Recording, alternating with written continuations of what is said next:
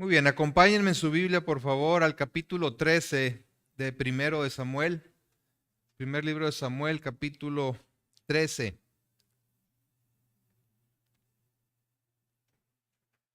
Continuamos con nuestro estudio de este primer libro de Samuel. Hoy es domingo 12 de febrero del 2023 y con el favor de Dios estaremos cubriendo el capítulo 13 de los versículos 1 al final, al 23. Y he titulado este mensaje, ¿qué has hecho? A manera de pregunta, ¿qué has hecho? Recordemos que después de la gran victoria de Israel bajo el liderazgo de Saúl sobre Naas y los amonitas, cosa que vimos en el capítulo 11, el profeta Samuel convocó a todo el pueblo a una asamblea para instaurar formalmente el reinado de Saúl. Esto lo vimos la semana pasada en el capítulo 12. Y ahí predicó un mensaje en el que exhortaba tanto al nuevo rey como a todo el pueblo a temer a Dios y servirle de todo corazón y a no rebelarse a su palabra, advirtiéndoles que si lo desobedecían, la mano de Dios estaría en su contra. Ahí en primero de Samuel capítulo 12, versículos 14 y 15, repasando, dice: si temiereis a Jehová y le sirviereis y oyereis su voz y no fuereis rebeldes a la palabra de Jehová, y si tanto vosotros como el rey que reina sobre vosotros servís a Jehová vuestro Dios, haréis bien. Mas si no oyereis la voz de Jehová y fuereis rebeldes a las palabras de Jehová, la mano de Jehová estará contra vosotros como estuvo contra vuestros padres. Solamente temer a Jehová, dice el versículo 24, y servirle de verdad con todo vuestro corazón, pues considerar cuán grandes cosas ha hecho por vosotros. Mas si perseverareis en hacer mal, vosotros y vuestro rey pereceréis.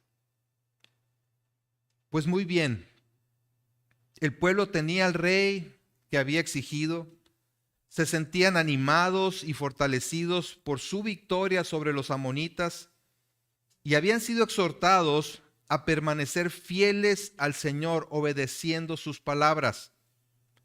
Así que ahora venía la prueba para saber si responderían de esa manera.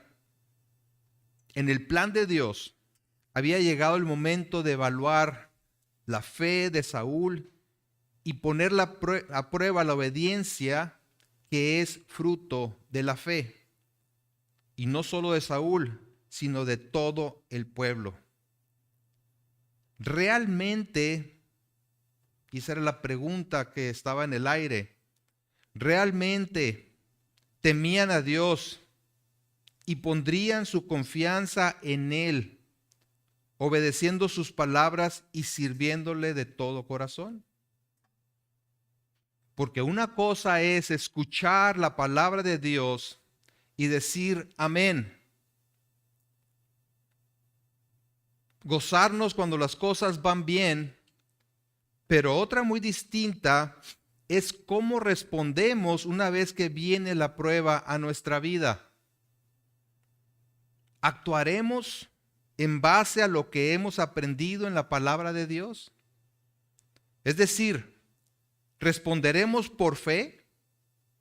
¿O nuestra respuesta estará determinada por las circunstancias y las presiones a las que somos sometidos? Y aun si fallamos, ¿qué haremos al respecto? ¿Nos hundiremos más en el pecado al cabo que ya fallamos? ¿O clamaremos al Señor por su auxilio y acudiremos a sus medios de gracia para obtener la ayuda que nos ofrece? Son preguntas muy importantes que debemos hacernos. Consideremos entonces seriamente lo que el Señor quiere mostrarnos a través de la historia del pueblo de Israel. Pues todo lo que se nos ha dejado en las Escrituras, dice en Corintios, que es para amonestarnos. En 1 Corintios 10:11 dice el apóstol Pablo, y estas cosas les acontecieron como ejemplo y están escritas para amonestaros a nosotros, a quienes han alcanzado los fines de los siglos. Así que el que piensa estar firme, mire que no caiga. Veremos hoy la respuesta de Saúl, la respuesta del pueblo de Israel ante la presión de las circunstancias, esperando que esto nos anime a poner nuestra confianza en el Señor independientemente de las situaciones a las que nos enfrentamos. Oremos. Padre, gracias, Señor, por tu palabra. Gracias porque podemos disponernos con esta libertad para escucharla, pero no solamente escucharla, sino recibirla. Te pedimos, Señor, que sea anidada en nuestra mente, pero sobre todo en nuestro corazón. Y por ella, Señor, y el poder de tu Santo Espíritu, seamos transformados, reconociendo nuestra gran necesidad de ti, pero también la capacitación que nos has dado por tu Espíritu para responder a tu palabra en obediencia, Señor. Ayúdanos, te lo pedimos por tu gracia en Cristo Jesús. Amén. Veamos en primer lugar la prueba. Ahí en el capítulo 13 de 1 de Samuel, veamos la prueba a la que Saúl y el pueblo fueron sometidos. Dice el versículo 1 y el 2, había ya reinado Saúl 1 año, y cuando hubo reinado 2 años sobre Israel, escogió luego a 3,000 hombres de Israel, de los cuales estaban con Saúl 2,000 en Migmas y en el monte de Betel, y 1,000 estaban con Jonatán en Gabaa de Benjamín. Y envió al resto del pueblo cada uno a sus tiendas. Una de las dificultades en las narrativas bíblicas es que los tiempos no están claramente definidos en algunas ocasiones, ni son siempre cronológicamente continuos.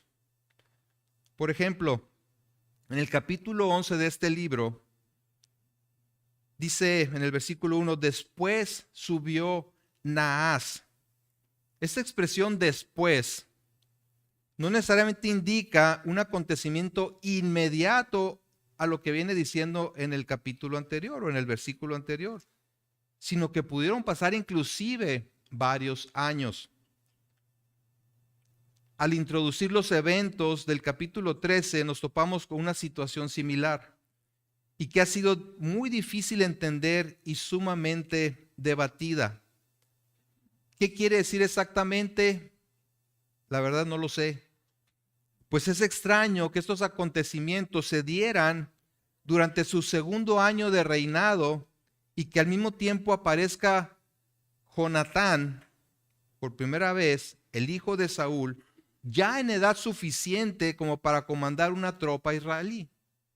Dice ahí en el versículo 1, había ya reinado Saúl 1 año, y cuando hubo reinado 2 años sobre Israel, entonces sucedió tal cosa. Es posible que solamente esté haciendo la transición de una serie de eventos a la siguiente, como diciendo, después de 2 años, Saúl escogió a 3,000 hombres. Lo que aquí vemos es que Saúl había decidido conservar un grupo selecto de soldados para atacar estratégicamente las guarniciones filisteas que había en el país. Lo iba a hacer por diferentes destacamentos, más bien que arriesgar en combate general a todo el pueblo de Israel. No quería enfrentar a los filisteos en su conjunto. Así que su primera operación se dirigió a liberar de estos enemigos a su territorio natal, el de Benjamín. Y manda a su hijo Jonatán, que parece entonces ya era uno de sus oficiales, a atacar a un campamento de los filisteos. Vean lo que dice el versículo 3. Y Jonatán atacó a la guarnición de los filisteos que había en el collado, y lo oyeron los filisteos. E hizo Saúl tocar trompeta por todo el país, diciendo, oigan los hebreos. Y todo Israel oyó que se decía, Saúl ha atacado en la guarnición de los filisteos, y también que Israel se había hecho abominable a los filisteos. Y se juntó el pueblo en pos de Saúl en Gilgal. O sea, este ataque evidentemente provocó el enojo de los filisteos, quienes se agruparon para pelear en contra de Israel juntando un gran ejército, como dice el versículo 5. Entonces los filisteos se juntaron para pelear contra Israel, 30,000 carros, 6,000 hombres de a caballo y pueblo numeroso como la arena que está a la orilla del mar. Y subieron y acamparon en Micmas al oriente de Bet-Aven. O sea, en otras palabras, Saúl había pateado el avispero. Despertó al gigante y puso a todo el pueblo en alerta. Los filisteos, como respuesta, hicieron gala de su gran poderío militar, presentándose en formación de batalla frente a Micmas. Era, por supuesto, una batalla muy dispareja. Los filisteos contaban con un ejército muy numeroso, como vemos aquí, y además armamento muy superior al de los israelitas. Al parecer, Saúl, envalentonado por su victoria sobre los amonitas, no tomó en cuenta la reacción de los filisteos y se confió demasiado. O tal vez sabía que contaba con el apoyo de Dios, como había sucedido en el pasado, pero como veremos enseguida, no esperó las instrucciones del Señor. La única manera posible de vencer a los filisteos era mediante la intervención sobrenatural de Dios. Imposible que lo pudiera hacer de otra manera. Ante esta situación tan dispareja, los hombres de guerra empiezan a desertar, atemorizados por completo. Unos se esconden, otros huyen al otro lado del Jordán y los demás se quedan con Saúl, pero muertos de miedo. Vean versículos 6 y 7. Cuando los hombres de Israel vieron que estaban en estrecho, porque el pueblo estaba en aprieto, se escondieron en cuevas, en fosos, en peñascos, en rocas y en cisternas. Y algunos de los hebreos pasaron el Jordán a la tierra de Gad y de Galad. Pero Saúl permanecía aún en Gilgal y todo el pueblo iba tras él temblando. La moral del pueblo estaba por los suelos. No veían la salida ante la gran superioridad de los filisteos. Pero la realidad es que estaban siendo probados para saber si realmente confiaban en el Señor o no. Dice un comentarista, Saúl estaba también siendo sometido a una dura prueba. Como comandante en jefe del ejército israelita, se daba cuenta de que la situación no parecía nada buena. Se acordaría Saúl del discurso de Samuel y confiaría solamente en Jehová, dando así un ejemplo como líder de su nación. Sería capaz de mantenerse esperando sin ir contra los filisteos hasta tanto que, como habían acordado, Samuel llegase a Gilgal para que juntos buscasen la bendición de Dios en este asunto. Veamos entonces lo que sucedió, la respuesta de Saúl. Tenemos la prueba por un lado y tenemos ahora la respuesta del rey. Dice el versículo 8, y él, Saúl, esperó 7 días conforme al plazo que Samuel había dicho. Habían acordado que debía esperarlo, ¿sí? Pero Samuel no venía a Gilgal y el pueblo se le desertaba. Observen muy bien este detalle, el pueblo se le desertaba, corrían, se estaban yendo como vimos anteriormente. Saúl entonces esperaba la llegada de Samuel, pero las cosas se ponen difíciles y ve que la gente, sus hombres de guerra se están yendo. Tiempo atrás, cuando Samuel ungió a Saúl, en el capítulo 10, versículo 8, le ordenó que lo esperara en Gilgal durante 7 días. En aquella ocasión Saúl obedeció y esperó ese tiempo, y vino el Espíritu Santo sobre la vida de Saúl, como prueba de que había sido ungido como rey. Y por lo que se deduce del texto aquí que estamos estudiando, Samuel le había dado en esta ocasión una orden semejante. Sin embargo, presionado por las circunstancias, Saúl decide no esperar más a Samuel y ofrecer el holocausto. No se habían cumplido los 7 días completos, pero ya estaban en el 7º día. Samuel no aparece y Saúl dice, no puedo esperar más. Tengo que hacer algo. Versículo 9, entonces dijo Saúl, traedme el holocausto y ofrendas de paz, y ofreció el holocausto. Había perdido de vista que el Señor no necesita de un gran ejército para vencer a sus enemigos, como sucedió con Gedeón, que con 300 hombres venció a sus adversarios. Así que se adelantó a ofrecer el sacrificio sin estar Samuel presente.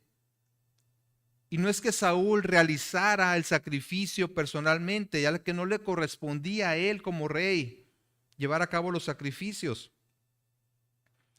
sino que seguramente había sacerdotes entre el pueblo que lo acompañaba. El punto es que Saúl no esperó al profeta para buscar juntos la dirección de Dios ante una situación tan desesperada como la que estaban viviendo.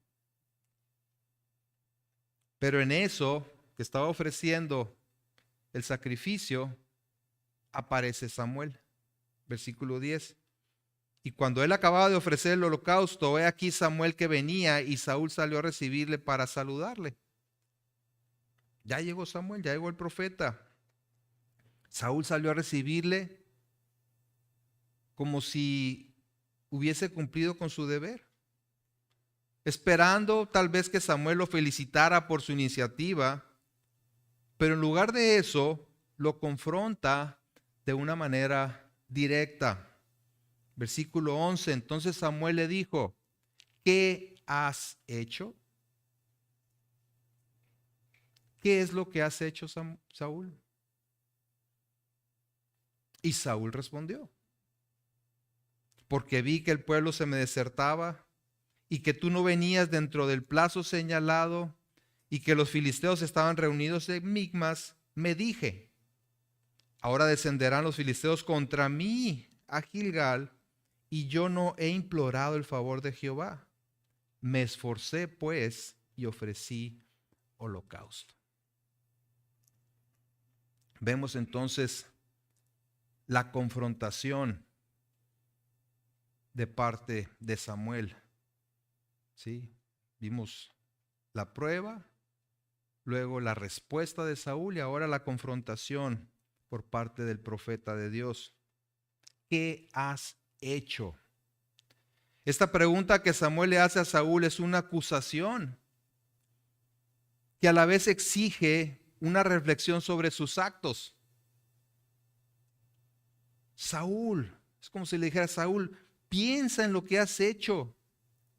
¿Acaso es eso lo que se te ordenó que hicieras? Y si no, ¿para qué lo hiciste? Es la misma pregunta, curiosamente, que Dios le hizo a Eva después de haber comido del fruto del árbol prohibido en Génesis 3, versículo 13.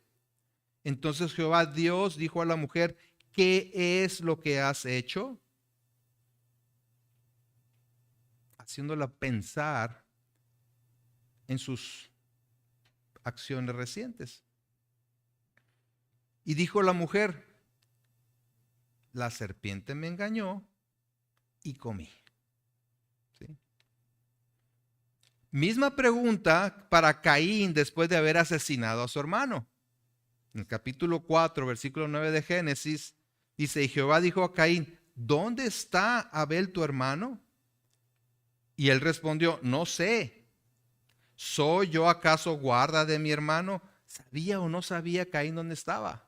Lo acababa de matar. Y él le dijo, o sea, Dios le dice a Caín, ¿qué has hecho?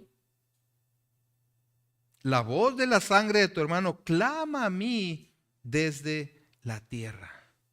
Piensa, Caín, y responde, ¿qué es lo que has hecho?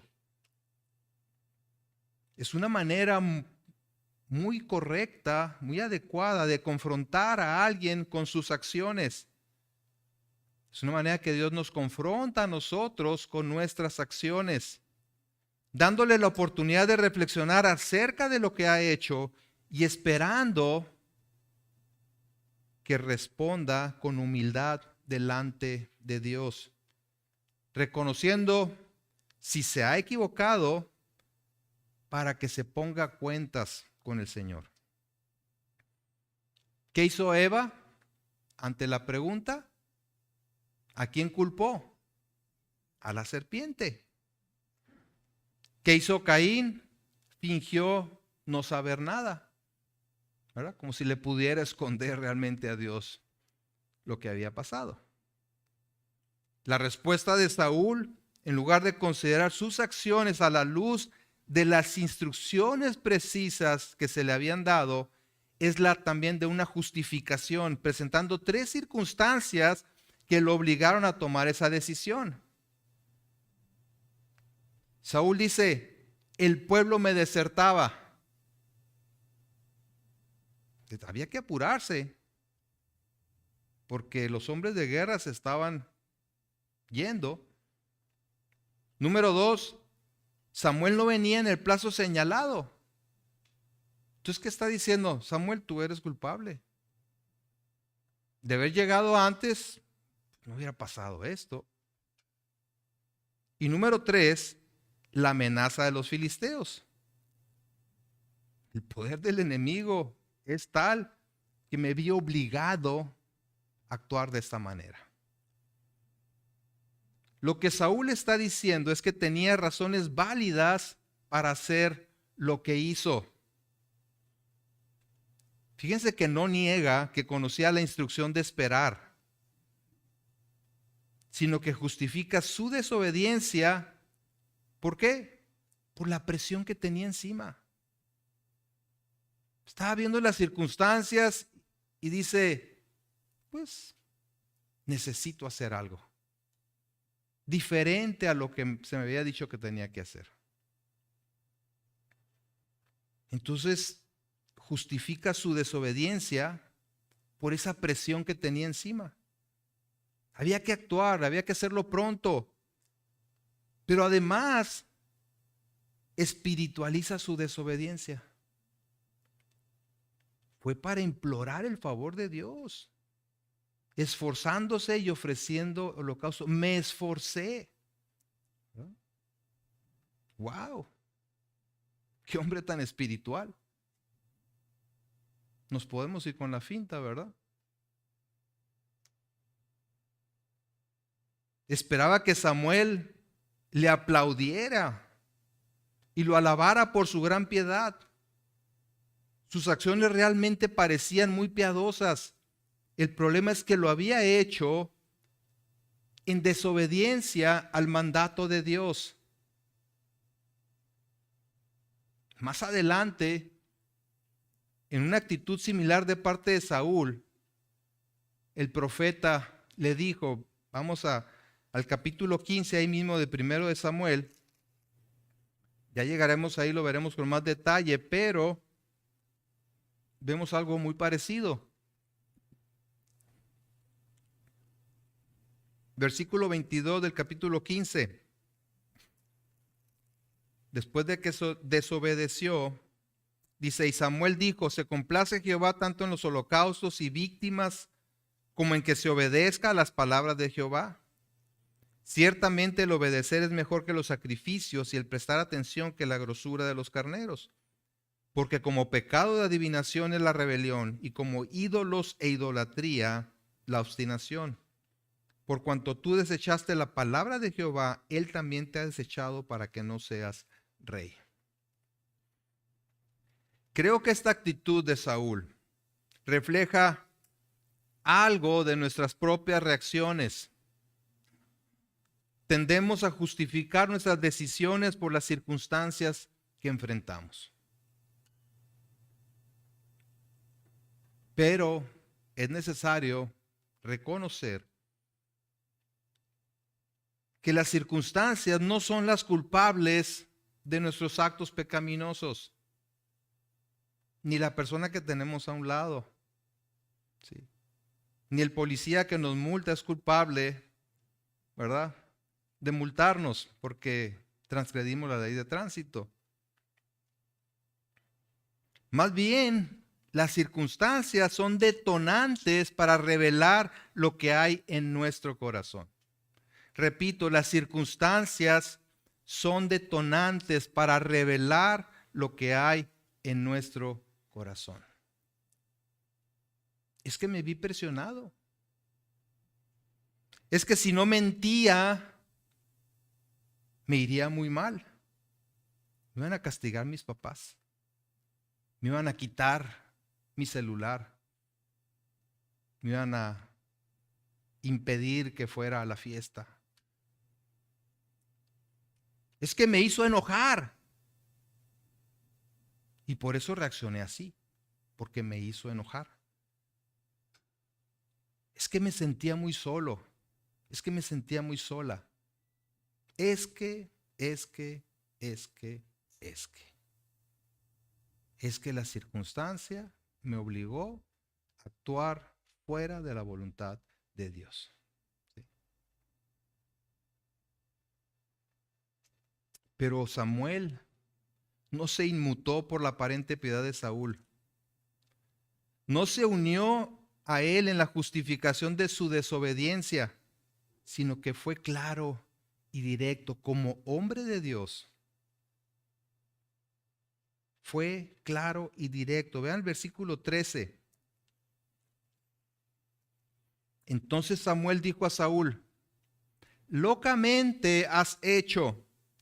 No guardaste el mandamiento de Jehová tu Dios que él te había ordenado. Pues ahora Jehová hubiera confirmado tu reino sobre Israel para siempre. Y esta expresión, locamente has hecho, es decir que ha actuado con necedad. Has actuado neciamente, Saúl. Has actuado de manera insensata. Haber actuado neciamente es una condena más fuerte de lo que podríamos suponer. Porque en la Biblia el necio no es alguien que simplemente no entiende o le falta inteligencia o conocimiento, sino aquel que es moral y espiritualmente rebelde. Es el que se revela a la palabra de Dios. Entonces, cuando dice locamente has hecho, no está diciendo, ay, Saúl, qué poca inteligencia tienes. No, está confrontando con su pecado, con su rebelión. Saúl había visto al Señor actuar en la batalla en contra de los amonitas. Había escuchado la advertencia del Señor a través de Samuel que leímos ahí en el capítulo 12, versículos 14 y 15. Pero en el primer momento de presión falló en ser obediente al Señor, su Dios, como le dice Samuel.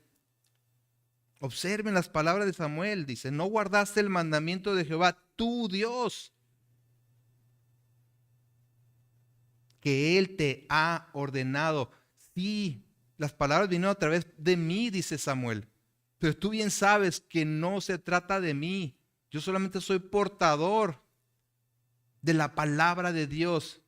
Tu Dios, Saúl. Al que tú dices, en el que tú dices creer y al que dices estar sometido.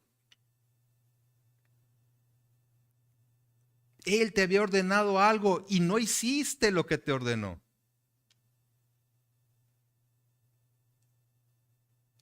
Entonces, al no cumplir con el mandato, Saúl se estaba rebelando en contra del Señor. Y aquí hay dos cosas que podemos aprender de la respuesta de Samuel. de la respuesta de Samuel, no de Saúl, de Samuel. No se dejó llevar por las circunstancias que según Saúl lo habían obligado a pecar. La desobediencia a Dios no encuentra justificación. Samuel no dijo, ay Saúl, comprendo la gran presión a la que estuviste expuesto y para colmo yo no llegaba. Independientemente de las razones que existan, nuestra desobediencia a Dios no se justifica. Y número 2, observen que Samuel no le acusó de haberlo ofendido a él por no esperarlo y darle el lugar que le correspondía como profeta, sino que lo acusa de no guardar el mandamiento de Jehová. Y esto nos enseña que el pecado es siempre y en primer lugar contra Dios. Y aunque nosotros podamos ser los ofendidos, el asunto del ofensor es con Dios primeramente, lo cual denota la verdadera gravedad de la falta. Saúl, no me fallaste a mí, le dice Samuel, le fallaste a Dios. Así que no minimices el asunto. Por otro lado, aprendemos que Dios no se deja impresionar por nuestra falsa espiritualidad. No está esperando sacrificios, sino un corazón contrito y humillado. En el Salmo 51, el rey David dice, el 16, versículo 16, porque no quieres sacrificio que yo lo daría, no quieres holocausto. Los sacrificios de Dios son el espíritu quebrantado. Al corazón contrito y humillado no despreciarás tú, oh Dios. Sí. Una actitud así no la desprecia el Señor. Un espíritu quebrantado, un corazón temeroso de Él, reconociendo lo miserables e incapaces que somos para obedecerlo por nosotros mismos.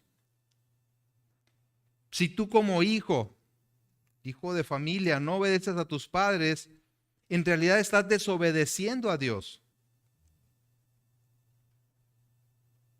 Y con Él te las verás.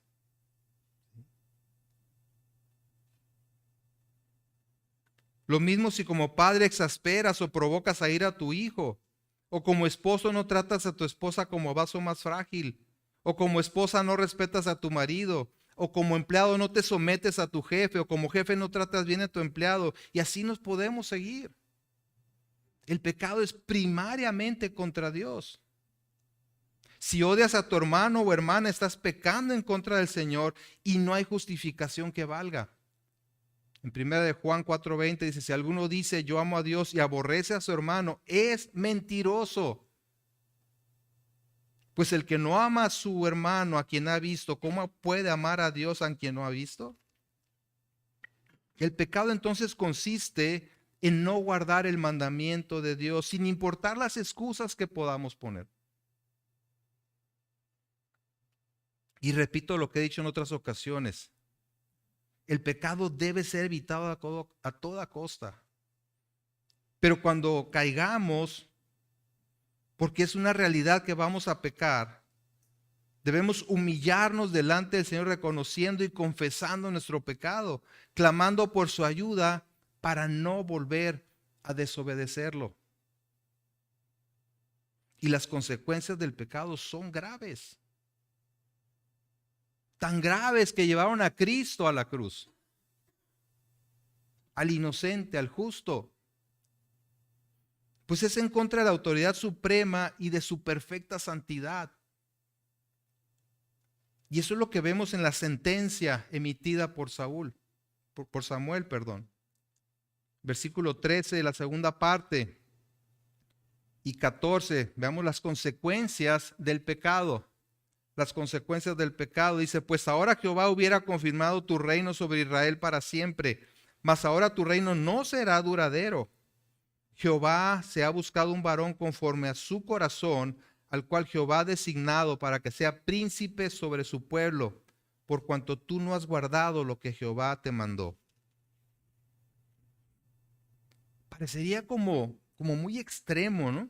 Muy extremo que Saúl fuera desechado como rey por este pecado aparentemente insignificante y que se cortara su linaje, que no pudiera haber ya un rey a partir de él, de su linaje. Sin embargo, esto nos permite ver que no hay pecado pequeño cuando se trata de ser Dios en contra de quien se comete el pecado. Y además, esta desobediencia era solo una muestra de lo que había en el corazón de Saúl. ¿Qué es lo que había? Autosuficiencia. ¿Qué es lo que había? Una rebelión interna en contra de la autoridad de Dios. No se trataba tan solo de una debilidad de carácter de Saúl. Sí. Debemos entender esto. No se trataba de una debilidad de carácter, que es otra justificación que ponemos muchas veces para poder pecar, ¿verdad? Sino una condición del corazón, de su corazón hacia Dios, prefiriendo agradarse a sí mismo que obedecer al Señor. Saúl no había actuado con fe, sino en una falsa piedad, y sin que la ofrenda del sacrificio mismo fuera un acto del corazón. El punto es que fue probado y hallado falto. Parecía cumplir las expectativas del pueblo. El pueblo lo exigió, lo pidió de esa manera, pero no cumplía los requisitos divinos. El pueblo necesitaba otro tipo de rey. Uno conforme al corazón de Dios, que los guiara a depender de Dios y no de la fortaleza relativa del rey. Y lamentablemente Saúl no se arrepintió. Y en lugar de fortalecerse, tanto él como el pueblo se vieron cada vez más indefensos. Y es algo que tenemos que tener muy en cuenta. En lugar de arrepentirse, que lo pudiera haber reivindicado, ¿verdad? Lo pudiera haber fortalecido en el Señor, permanece en la misma. Y solamente vemos cómo se vieron cada vez más indefensos. Una de las consecuencias del pecado no confesado y arrepentido es que el enemigo gana ventaja sobre nosotros. Y aquí vemos cómo los filisteos se fortalecen mientras que los israelitas se vienen a menos. Vean versículo 15 en adelante. Y levantándose Samuel subió de Gilgal a Gabaa de Benjamín, y Saúl contó la gente que se hallaba con él como 600 hombres. Saúl pues y Jonatán su hijo y el pueblo que con ellos se hallaba se quedaron en Gabaa de Benjamín, pero los filisteos habían acampado en Micmas. Es decir, después de la deserción de muchos, Saúl se quedó con un ejército de tan solo 600 hombres. ¿Y qué eran 600 soldados en contra de un ejército tan numeroso como el de los filisteos? Imposible ir a la guerra en contra de ellos en igualdad de circunstancias. Digo, así como estaban ellos, poquitos, y los otros, una ventaja tremenda de parte de los filisteos. Pero Saúl había perdido la perspectiva que Jehová puede salvar con pocos o con muchos. Y seguramente se le había olvidado, ¿verdad?, lo que el Señor había hecho en el pasado.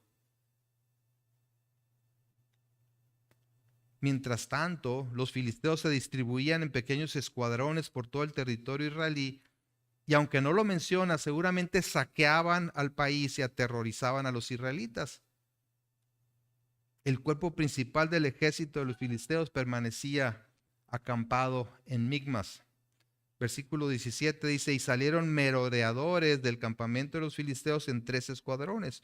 Un escuadrón marchaba por el camino de Ofra hacia la tierra de Soal.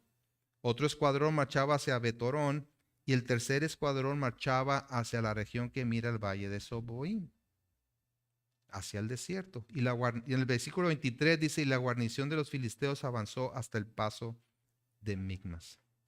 Y para colmo de males, de los males de Israel, no tenían armamento para enfrentar a sus enemigos, ya que no habían aprendido el oficio de herrero, tan importante para el armamento, para fabricar armamento y para mantener en buen estado el armamento. Tenían que acudir a los filisteos que habían monopolizado, ¿sí?, la industria de la metalurgia ahí en toda la zona. Ellos son los que sabían trabajar el hierro. ¿Sí? Vean el versículo 19. Y en toda la tierra de Israel no se hallaba herrero, porque los filisteos habían dicho, para que los hebreos no hagan espada o lanza. Muy astutos, ¿no? ¿Sí? Por lo cual todos los de Israel tenían que descender a los filisteos para afilar cada uno la reja de su arado, su asadón, su hacha o su hoz, instrumentos de la agricultura. Pero también sus instrumentos de guerra. Versículo 21, y el precio era un pin por las rejas de arado y por los asadones, y la tercera parte de un ciclo por afilar las hachas y por componer las aguijadas. O sea, muy caro. Así aconteció que en el día de la batalla no se halló espada ni lanza en mano de ninguno del pueblo que estaba con Saúl y con Jonatán, excepto Saúl y Jonatán su hijo, que las tenían. Estaban en desventaja, completamente imposibilitados de una victoria, una confrontación directa con los filisteos. Y vemos aquí nuevamente en Saúl su falta de fe y dependencia de Dios. No tenía en cuenta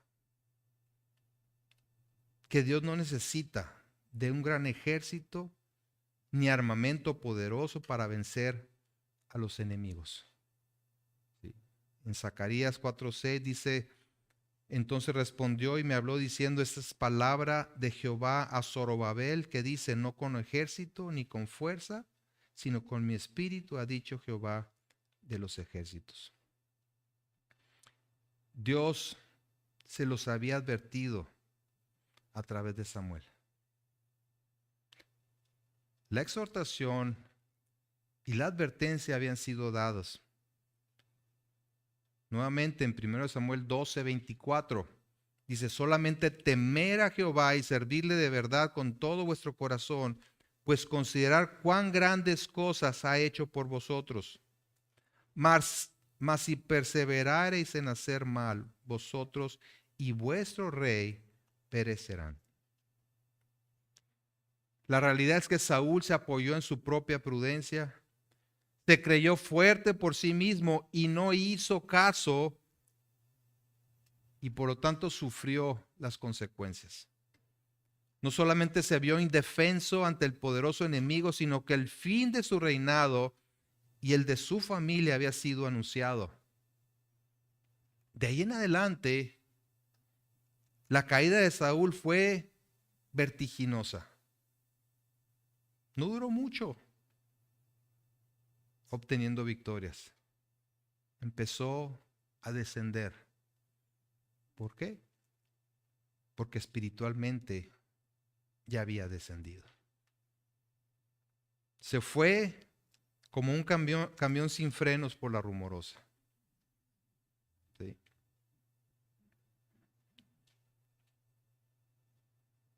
Ahora debemos de pensar nosotros,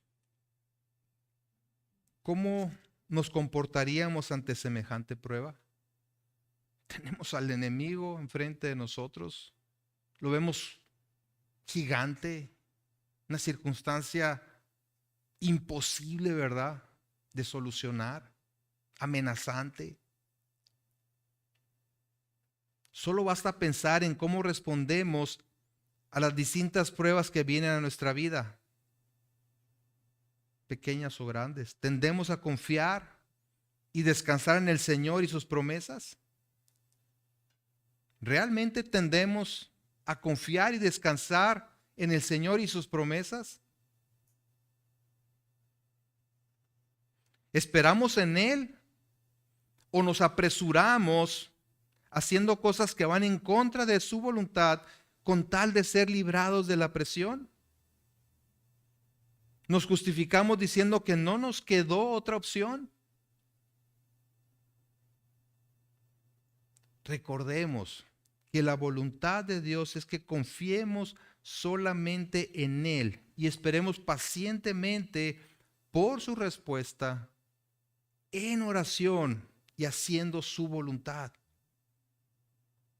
¿Y Él qué va a hacer? Su perfecta voluntad. ¿Sí?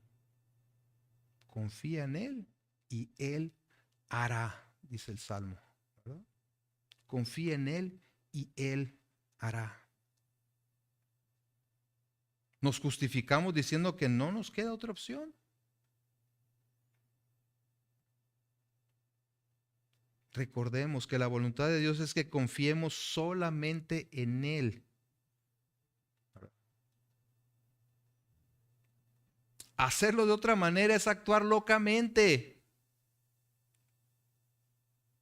siendo necios. Qué importante es esperar en el Señor creyéndole. Y esto es clave, creyéndole. Porque podemos decir que creemos. Podemos decir que conocemos la Biblia y la creemos. Pero solamente si la aplicamos a cada situación de nuestra vida es que la estamos creyendo. Que le estamos creyendo a Dios. Y creerle que no tan solo nos va a librar de situaciones difíciles, sino que nos brindará la fortaleza de fe para actuar conforme a su voluntad en esas situaciones una vez que se cumpla su propósito en nosotros. Porque a veces nuestro clamor es solamente líbrame de esta circunstancia. ¿Y qué si el Señor la ha puesto delante de nosotros para lograr algo en nosotros? Llevarnos a depender más de Él. Formar el carácter de Cristo en nosotros. Claro, no nos gusta sufrir, a nadie le gusta sufrir. Es natural que le digamos, Señor, líbrame de esta. Pero ¿por qué mejor no orar, Señor? ¿Qué me quieres mostrar a través de esto? ¿Qué quieres lograr en mi vida a través de estas circunstancias? Fortaléceme para poder pasar por esta situación. Bástate mi gracia, le dijo el Señor a Pablo, ¿no? Después de que le pidió 3 veces que le quitara ese aguijón. Bástate mi gracia. Fortalécete en mi gracia, le dice. Aguanta y vas a ver el resultado. ¿Sí? No que se vaya el problema, no que se quite enfrente de ti el gigante necesariamente, es que tu confianza esté por encima de eso. Tu confianza en el Señor te lleve a ver las cosas de una manera distinta. Santiago, vamos a Santiago capítulo 1.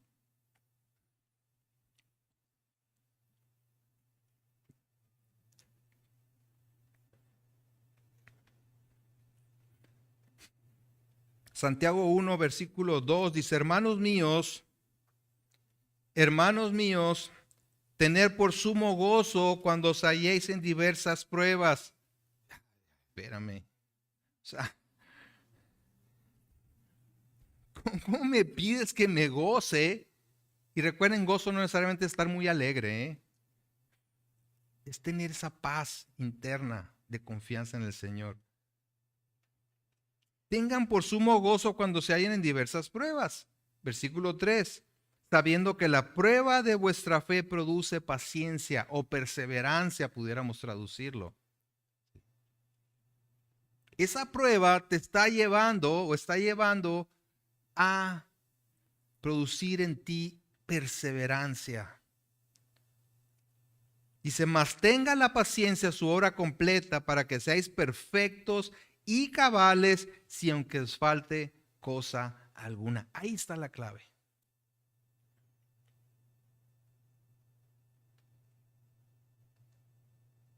Que no nos falte esa fortaleza de carácter que viene de Dios por su Espíritu Santo. Dice el 5, y si alguno de vosotros tiene falta de sabiduría, pídala a Dios. Y generalmente aplicamos este pasaje, esta parte de la escritura para decir, pues a mí me falta sabiduría para ver si compro esta casa o esta, si doy este paso. No está hablando de eso, aunque también debemos ir a Dios por esa sabiduría. Aquí está hablando en el contexto de las pruebas. Si no logras entender qué es lo que Dios quiere lograr en tu vida a través de esta prueba, esta circunstancia, pídele sabiduría a Dios. ¿Para qué me estás permitiendo pasar por esto? Sea una enfermedad, una situación difícil en tu matrimonio, en tu vida, lo que sea. ¿Para qué, Señor? ¿Qué quieres lograr en mí? Ayúdame a comprenderlo, pero sobre todo a disponerme para que se logre tu propósito en mi vida. Pero pida con fe, dice el versículo 6. Antes de eso, pídale a Dios, el cual da a todos abundantemente y sin reproche, y le será dada. Pero pida con fe, no dudando nada, porque el que duda es semejante a la onda del mar, que es arrastrado por el viento y echada de una parte a otra. Pídela creyendo que Dios tiene una respuesta para tu vida. No conforme a lo que tú quieres, conforme a lo que Él quiere lograr en ti. ¿Sí? ¿Qué quieres, Señor, lograr en mí? Evitemos actuar locamente, yendo en contra de la voluntad de Dios. Más bien esperemos en Él, pues en Él hay misericordia, en Él hay perdón, como dice el salmista en el 130. Salmo 130.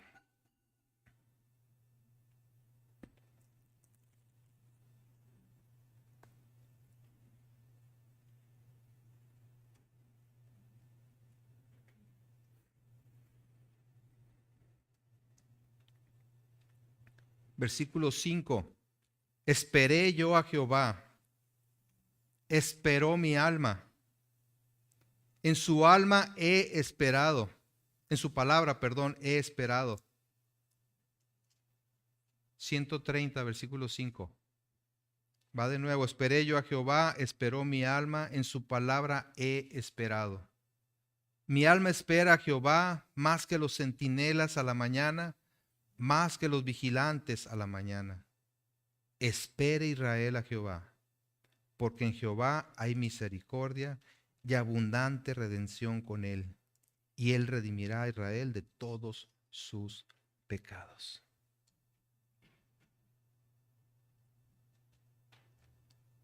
Otra cosa hubiera sido que Saúl se humillara delante de Dios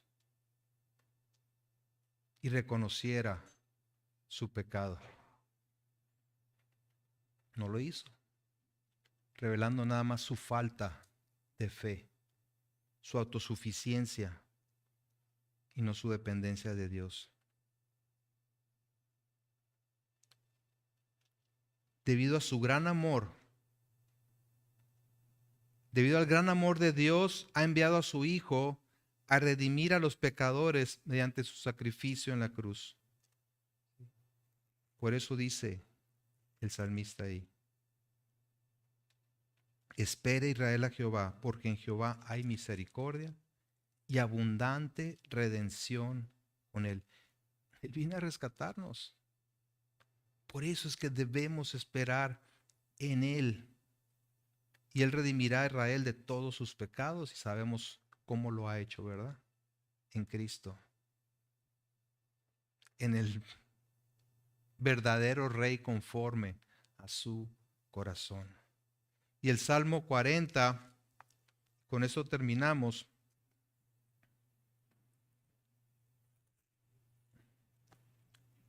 Dice David aquí: pacientemente esperé a Jehová.